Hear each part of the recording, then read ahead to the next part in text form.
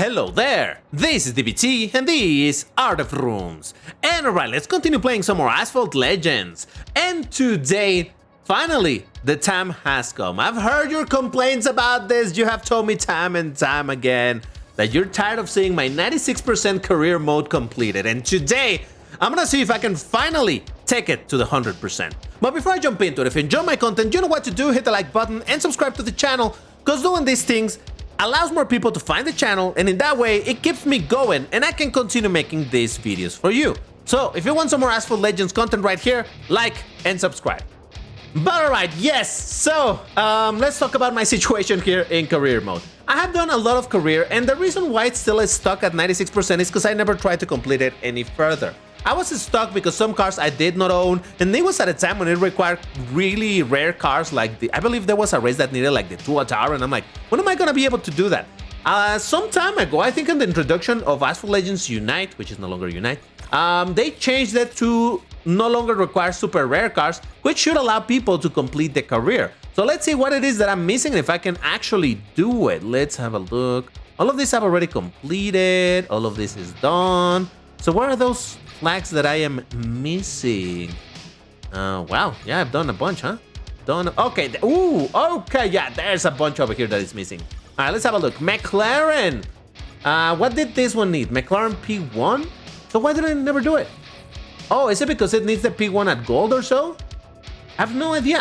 I have absolutely no clue why I've never done this race, but hey, might as well. So basically, I just need to win the race and with this car and I'll be fine. So yep, I have no clue why I never completed this race, but let's do that just now. So yeah, there was a time when completing the career really requires some exceedingly rare cars. And there might still be some cases where some rare-ish cars are required, but nowhere as crazy as needing the p.1. Was it the Venom F5? I don't remember. But yeah, it had some crazy requirements at the time. Eventually that got changed and it should be a little bit more doable. I feel like the game is really loud now, but oh well, maybe I'll fix that for the next race. But all right.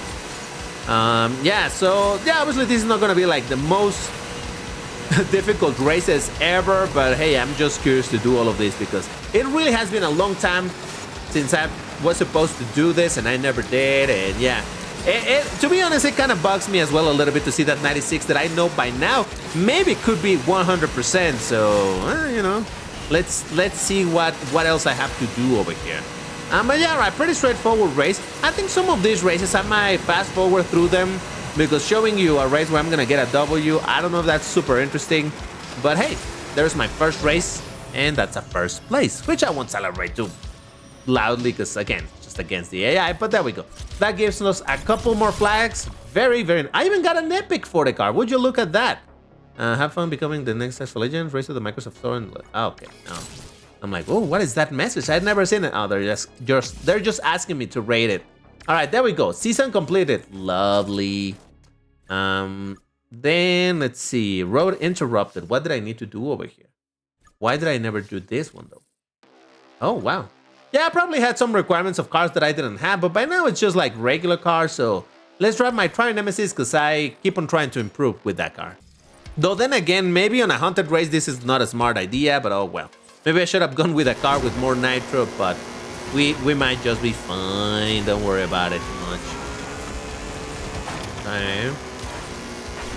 Yeah, so well, yeah, and now I'm thinking it through, and I'm like, man, I really should have brought a car with a lot more nitro, because this thing, you know, the cops, you can knock them down with shockwave easily, or you know, with 360s and all of that. But I'd rather just be with shockwave. It's fine.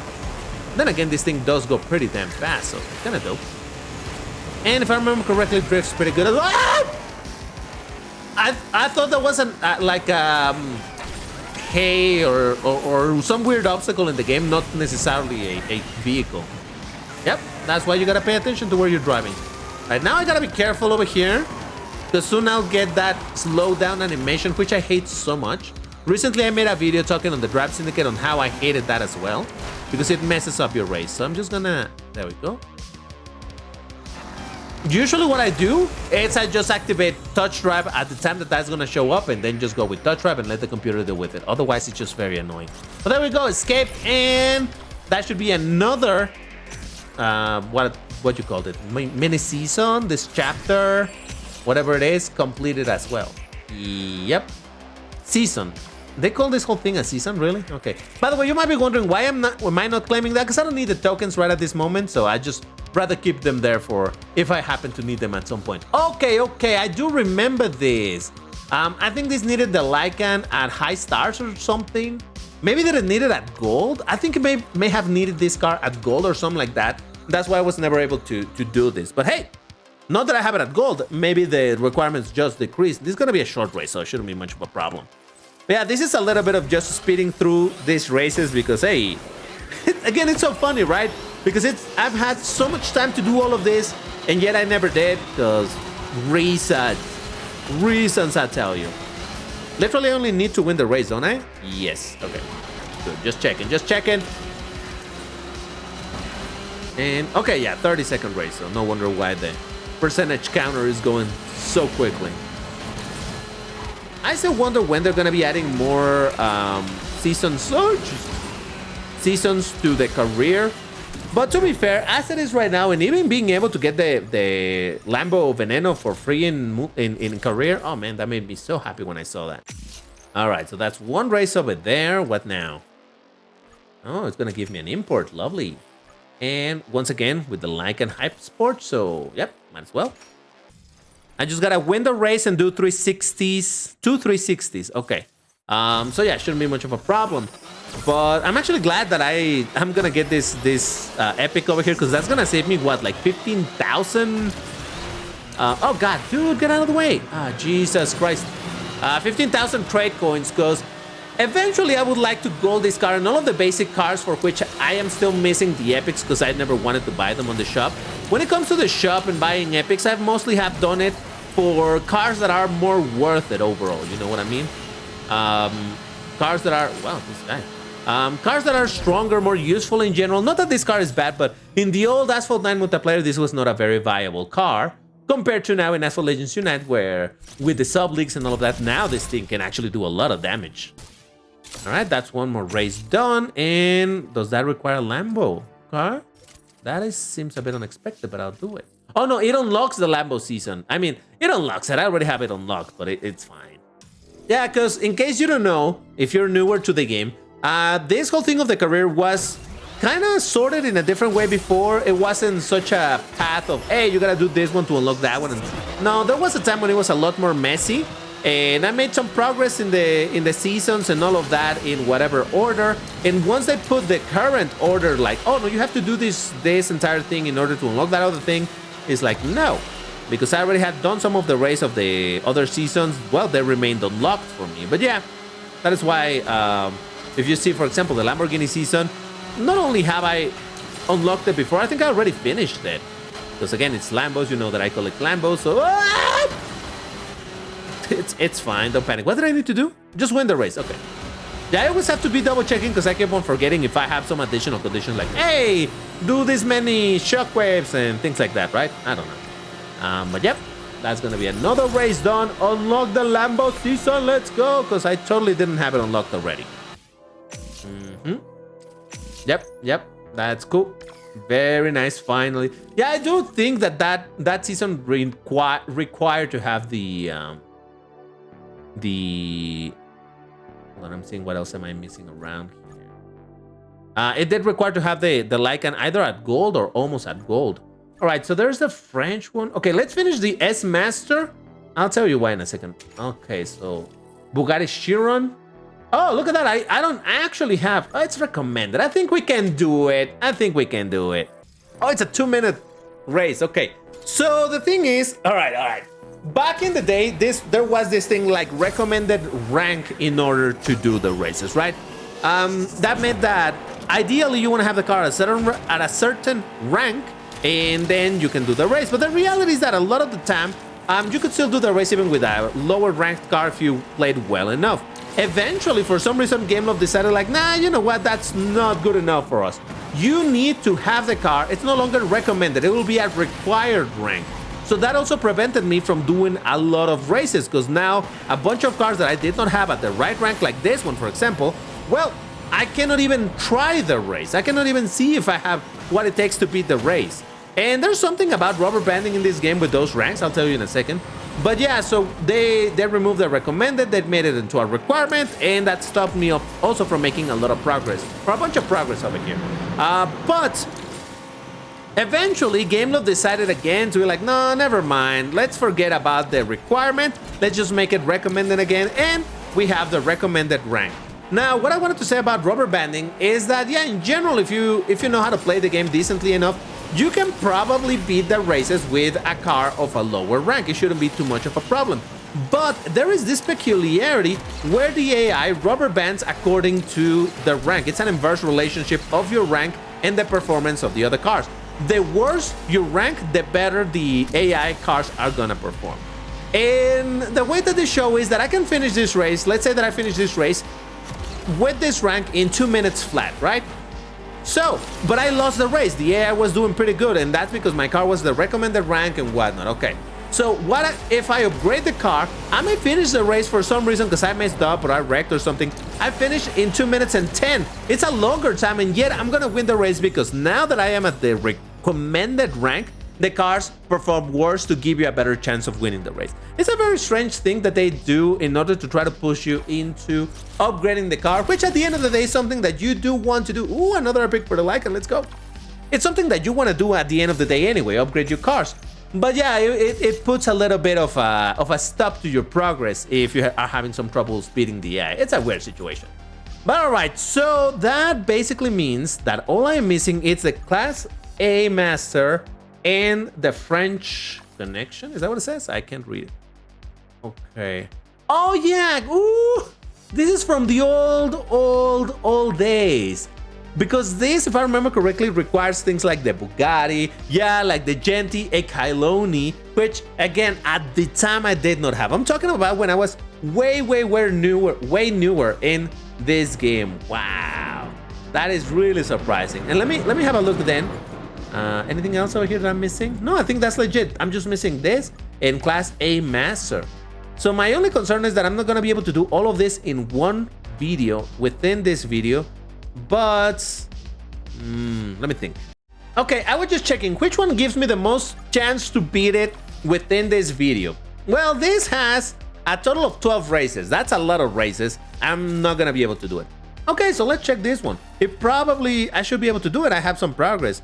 So there is a lot more races. Jesus, this is an incredibly long season. So what I'm gonna do is just make some progress over here in the Class A one. And yeah, this video is gonna have to be split into 2 parts because obviously, you know, otherwise this video would be like an hour long. So let's not do that. But how about we drive? Oh, let's drive the SF90XX Stradale just because why not? So for this one, I just need to win the race and do a bunch of drift. We should be fine. So yeah, I did not consider just how long that season for the French one is. So yeah, there will be a part 2 to this video where I continue doing this whole thing. But hey, at least we saw a little bit of closure with a couple of those seasons that I only had 1 or 2 races missing. So that's kind of nice to see. I'm telling you, all of this, I just stopped doing it a very long time ago because I didn't have those cars. By now, obviously, I do have them. Though, as you saw, my Genti e Chiron, I haven't even upgraded it, but you know, it's because I already have a lot of other cars that I would rather use than the Genti.